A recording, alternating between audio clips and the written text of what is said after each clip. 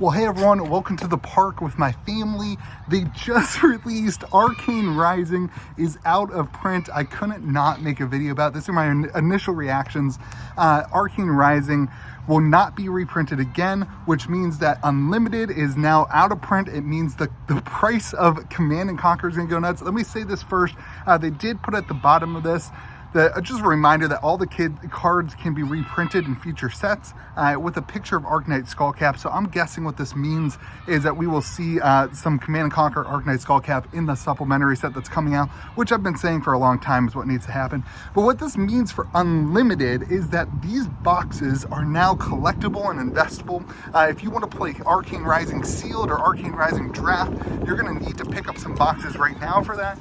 Absolutely crazy. It's kind of been something we've kind of seen coming from distribution. You haven't been able to get Arcane Rising for a couple weeks. They said there's a small reprint coming or that it's already on its way. I'm guessing that WTR goes out of print before Christmas. This is going to be a really hot button issue. I've talked a lot about it already in my videos. I really think it's really good for collectors. It's really good for investors. It's going to be really interesting for the market. Crucible Unlimited, we're still seeing kind of the initial reaction. We saw a huge spike in the prices. We've seen a retracement down. I think a similar thing might happen here with Arcane Rising. That being said, some of the most staple cards in the collection for Arcane Rising are there, like Command & Conquer, Art of War, Arknight Skullcap. The biggest thing here is if you care about sealed play, if you care about drafting, you may want to pick up a couple of boxes of Arcane Rising as well as WTR, because I really do think WTR is next. Absolutely crazy. Again, I think this is bad for players who are getting into the game between now and like the first of the year before we see the supplementary set come out. That being said, we will see some reprints, so maybe that will stop some of the degen investing in Unlimited, although I think that that's going to continue to happen. Especially now you're going to have different editions, right? You're going to have an Unlimited Arcane edition that's going to hold a premium over whatever print is currently in print.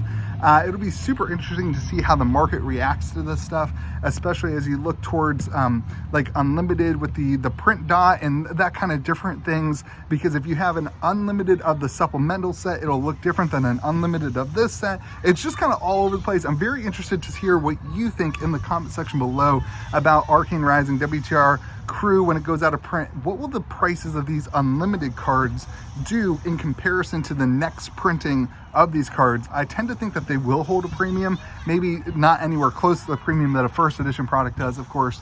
The real win for here is sealed box collectors. People who do have sealed boxes of the Unlimited product are going to be rewarded handsomely here, as if you want to play sealed Arcane Rising, if you want to play sealed WTR, now, Crucible wasn't really an issue because nobody plays sealed Crew, but here we have like an entire set that is now out of print that you will not be able to do again. So very, very interesting stuff. Arcane Rising is now out of print. Be careful if you're buying singles right now. You're going to see a huge spike in singles over the next couple of days. My guess is that you'll see a similar retracement to what we've seen with Crucible Unlimited. Distribution did raise the prices of Crucible Unlimited after the announcement, so don't expect stores to be able to give you really great deals. It's all absolutely crazy. It makes some sense with the way that the market was interacting. I honestly thought we'd see WTR first, as the EV of WTR was lower than the EV of Arcane. So it's kind of an interesting thing there.